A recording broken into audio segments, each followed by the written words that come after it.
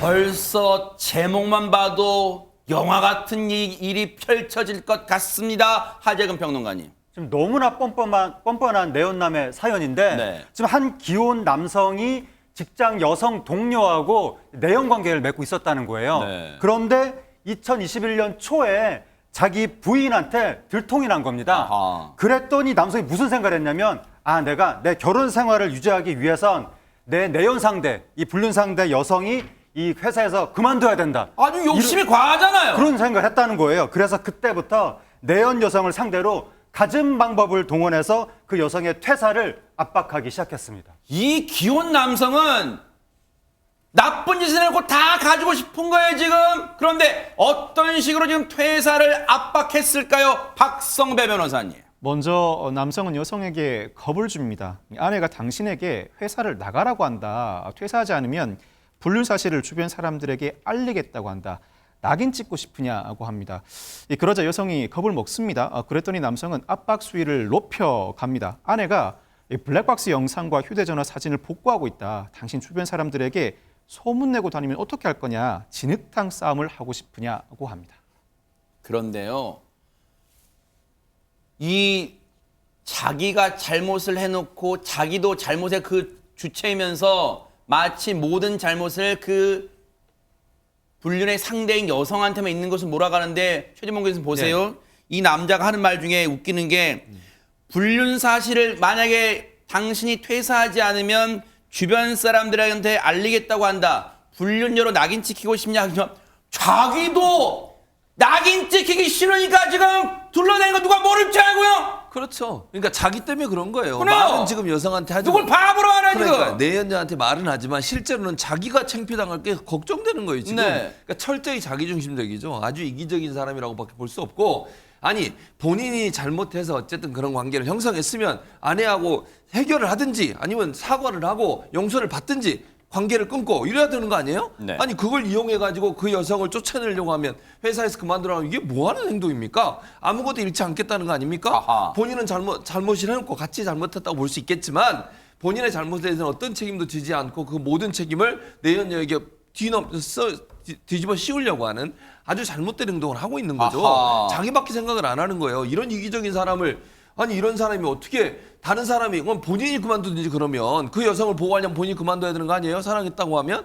이런 행동을 하는 사람이 진짜로 사랑했는지도 의문스럽다. 그러네요. 이런 생각이 듭니다. 그렇다면 이 남성의 계속되는 겁박에 이 내연녀는 혹시 어떤 선택을 했을까요? 하재근 평론가님. 이 내연 여성이 회사를 그만두지 않았습니다. 아하. 그랬더니 남성이 수위를 좀 더 높였는데 같은 해 4월 달에 퇴근 후에 네. 이 내연 여성의 집으로 갑자기 찾아간 거예요. 어머? 그래서 거기 가서 만약에 이 당신이 퇴사하지 않으면 내 아내가 다음 주에 회사로 직접 가서 불륜 사실을 알리겠다고 한다. 어머. 라고 내연 여성하고 그 내연 여성의 부모까지 겁박을 했다고 어머, 합니다. 부모님이랑 같이 살고 있나 봐요, 내연 그렇습니다. 여성이. 어허. 그랬더니 이제 그 겁박을 들은 내연 여성의 부모님이 네. 미심쩍어 하니까 그 부모님한테, 상대방의 부모님한테 내 부인하고의 통화를 연결해 줬다고 합니다.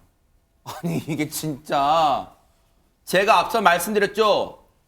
거의 막장 영화, 막장 드라마나 영화 같은 얘기가 펼쳐진다 그랬잖아요. 이게 진짜 있었던 일이 지금 판결까지 지금 난 그런 상황이면 실제 있었던 일이에요.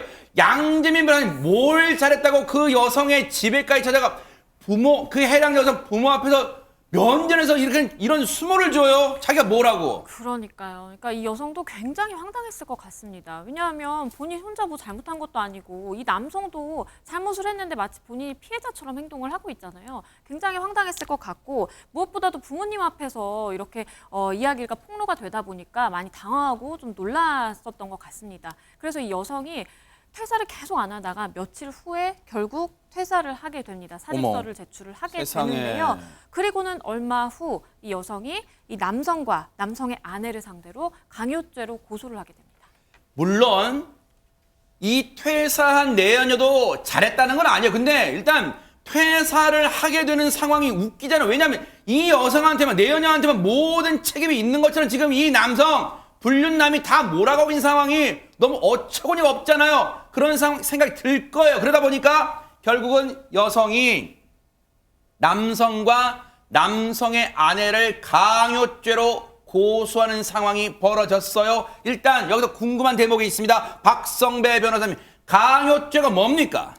강요죄는 폭행 또는 협박으로 의무 없는 일을 하게 하는 경우를 일컫습니다. 비록 내연 관계를 맺었다고 하더라도 여성이 회사를 퇴사할 의무는 없죠. 그럼에도 불구하고 아내가 불륜 사실을 알리겠다고 한다는 말을 전하는 방식으로 협박을 하였다고 볼 여지가 있고, 이를 통해서 퇴사를 요구, 즉 의무 없는 일을 요구했다고 볼 여지가 있습니다. 즉 강요죄 구성 요건에 부합한다고 보고 강요죄로 남성 등을 고소한 것입니다. 자, 이 상황에 참 공동의 목표가, 공동의 적이 생기면 뭐 뭉친다 그랬던가요? 지금 이런 상황이 되다 보니까 남편과, 불륜을 저지른 남편과 그 아내가 똘똘 뭉쳐서 그 상대 여성을 퇴사하는데 지금 소기의 목적은 달성했어요. 그러면 하재근 평론가님, 그 이후에 이 집에는 그럼 평화가 찾아옵니까? 이 남성이 자기 가정 지키겠다고 상대 내연 여성을 겁박한 거였거든요. 네. 하지만 이 과정에서 결국 그 남성이 이혼을 하고 말았습니다. 그리고 자기 가정도 깨진 건데 네. 그렇게 이혼하고 나서 이 네. 여성이 상대방 남성하고 부인하고 함께 고소했잖아요. 네. 근데 이혼한 부인한테는 합의 후에 고소를 취하했습니다. 어허. 하지만 그 남성에 대해서는 합의를 거부하고 엄벌해달라고 법원에 탄원했습니다. 딱 봐도 여러분이 판단하시기에도 왜 이 내연녀가 그 내연남의 아내한테는 고소를 취하고 내연남한테는 계속 고소를 유지했을까? 뭔가 감이 오시죠? 자, 결국 재판까지 가게 됐어요. 법원의 판단은 뭐였을까요? 양지민 변호사님.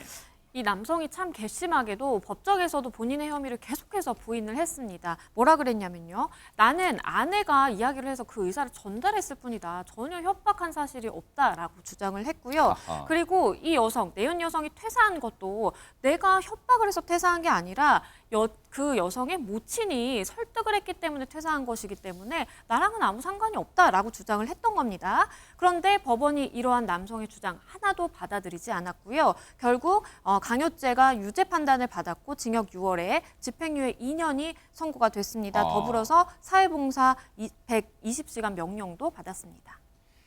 실형은 면했습니다만 어쨌든 유죄가 나온 거예요. 그런데 박성배 변호사님, 법원이 이렇게 강요죄를 인정한 배경은 뭘까요, 그러면?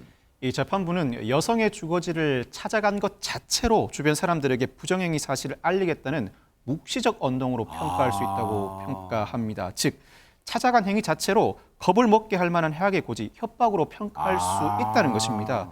또 설사 여성이 부모님과 상의해서 사직서를 제출했다고 하더라도 네. 남성의 해악을 고지하기 전까지는 사직 의사가 전혀 없었던 것으로 보인다. 즉 네. 남성의 협박과 퇴사 사이에 인과관계가 충분히 인정된다고 보았던 것입니다.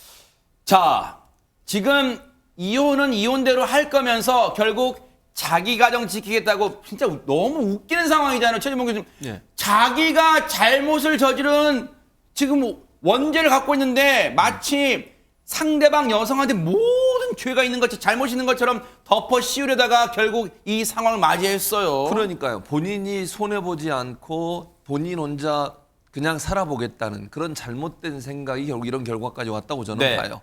양측으로부터 다 배신을 당한 거잖아요. 배신이 아니죠. 처벌을 당했다고 저는 네. 보거든요. 그러니까 내연녀도 이 남성에 대해서 고소를 해가지고 법적 처벌을 받게 했죠. 지금 이혼했으니까 전 부인 되신 분, 이분 같은 경우도 이혼했잖아요. 아하. 그러니까 본인이 얻은 게 뭐가 있어요? 얻은 건 법적 처벌과 사회적으로 엄청난 비난받는 것밖에 없어요. 맞아요. 네. 자기 중심이다 하니까 이런 거거든요. 잘못을 했다. 물론 잘못한 것도 문제지만 네. 잘못을 하고 나서 그 다음이 더 중요하다고 저는 봐요. 처음부터 이 문제에 대해서 본인이 반성하고 양쪽에다 사과를 해야 돼요. 네. 예를 들면 부인한테도 사과를 하고 이 내연녀에 대해서 그런 얘기 할 때 부인을 본인이 설득하든 다른 방법을 통해서 이 내연녀한테 피해가 안 가도록 해야 되는 거 아니겠습니까? 책임은 양쪽이 져야 되는 건데 모든 걸 내연녀한테 미루면서 자기는 거기서 빠져나와가지고 가정을 지키겠다고 생각하는 그 생각 자체가 잘못된 거예요.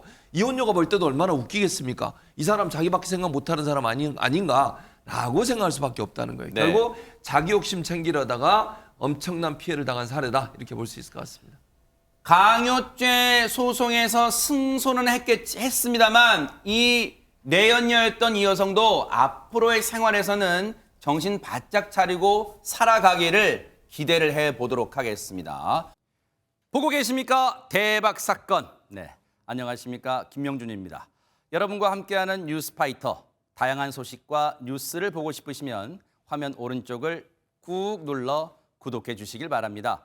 TV로도 유튜브로도 여러분께 한 발 더 다가가겠습니다. MBN 뉴스와 뉴스파이터를 사랑해 주셔서 고맙습니다.